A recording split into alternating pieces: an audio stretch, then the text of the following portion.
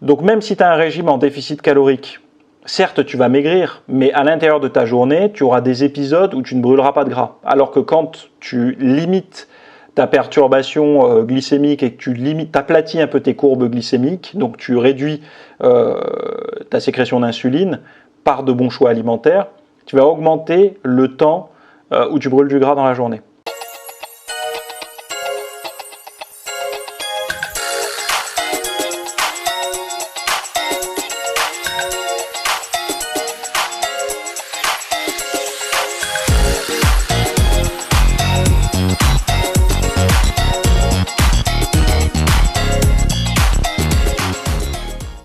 Salut à tous, nouvelle question aujourd'hui auquel je vais répondre. Donc c'est bonjour Théo, une question simple, un avis sur la limite de sucre ajouté de l'OMS à 50 grammes journaliers. Quand on est en déficit calorique, est-ce que c'est pareil ou pas? Merci.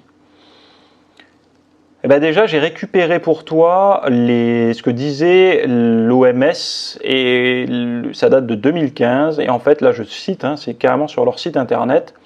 Selon les nouvelles lignes directrices, l'Organisation mondiale de la santé recommande de ramener l'apport en sucre libre à moins de 10% de la ration énergétique totale chez l'adulte et l'enfant.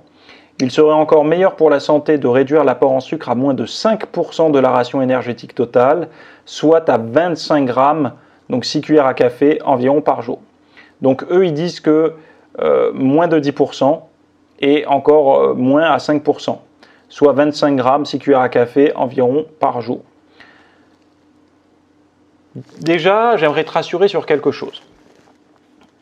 Si on mange non transformé, si ton alimentation est composée de fruits, de légumes, de tous les produits bruts, de viande, poisson, œufs, etc. Mais que tu ne consommes pas de produits transformés, pas de pain, pas de pâtes, pas de pain, pas de sauce, tout ce qui est retouché par l'homme, mélangé avec des additifs et tout, tu n'as pas trop besoin de surveiller ça. Pourquoi? Parce que, à moins que tu sois un boulimique de fruits, tu resteras loin des apports en sucre.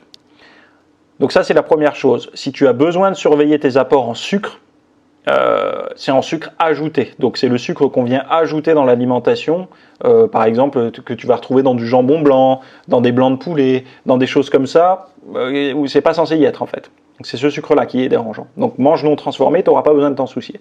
Deuxième point, en déficit calorique, certes tu pourras sécher même avec du sucre, mais ça sera moins facile pour diverses raisons. Déjà parce que tu vas perturber ta glycémie. Donc ton insuline ne va pas être stable, ton niveau d'insuline va pas, tu vas sécréter de l'insuline puis moins, puis voilà, tu vas te taper des hypoglycémies et compagnie. Il faut savoir une chose, c'est que quand l'insuline est sécrétée, on a du mal à taper dans le gras. C'est-à-dire que même si tu es au régime et que tu boostes ton insuline, à la période où ton insuline est boostée, tu ne brûleras pas de gras par rapport à un moment où tu aurais le même nombre de calories, mais tu ne viens pas booster ton insuline. Il faut me suivre. En fait, quand l'insuline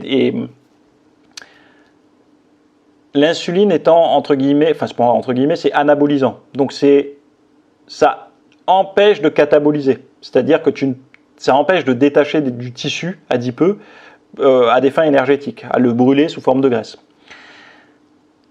Donc même si tu as un régime en déficit calorique, certes tu vas maigrir, mais à l'intérieur de ta journée, tu auras des épisodes où tu ne brûleras pas de gras. Alors que quand tu limites ta perturbation glycémique et que tu aplatis un peu tes courbes glycémiques, donc tu réduis ta sécrétion d'insuline par de bons choix alimentaires, tu vas augmenter le temps où tu brûles du gras dans la journée.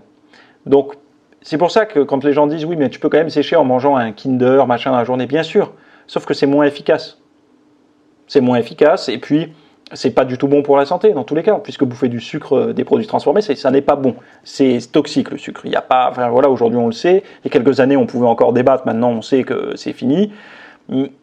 Et pour moi, ce ne sont que des stratégies pour continuer à. Pour moi, c'est un peu comme je sais pas moi. Qu'est-ce que je pourrais te donner comme exemple?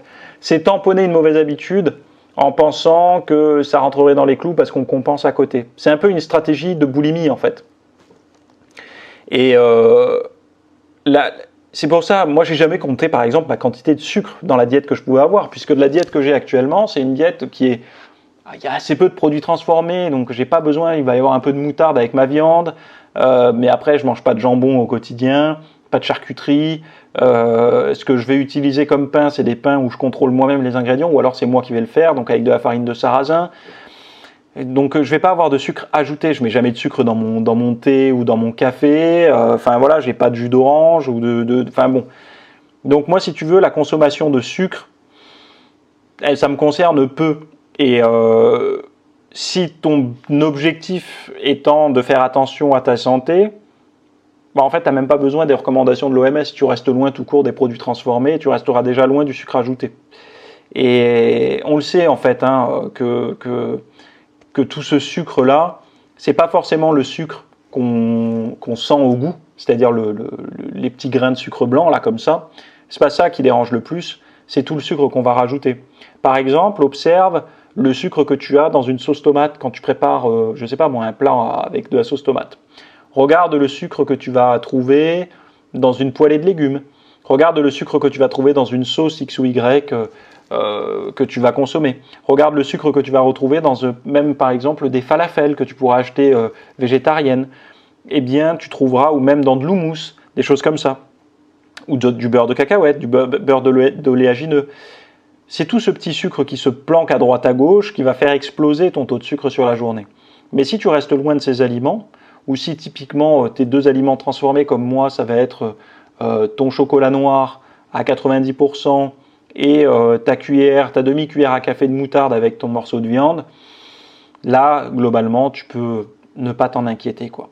Après, évidemment, si tu consommes des tonnes de pain blanc, de pain de mie, de pâtes, de produits transformés et tout, j'ai envie de te dire, c'est pas que la consommation de sucre là qu'il faut surveiller, c'est tout le reste. Et malheureusement, c'est un peu la problématique actuelle, quoi. C'est ce sucre caché un peu à droite à gauche. Voilà. Donc j'espère que j'aurai bien répondu à ta question. En tout cas, si tu veux avoir des abdos visibles, essaye de rester loin des aliments transformés. C'est tout ce que j'ai à te dire pour le moment. Voilà. Et je te dis à plus, bye, et n'oubliez pas de poser vos questions en commentaire.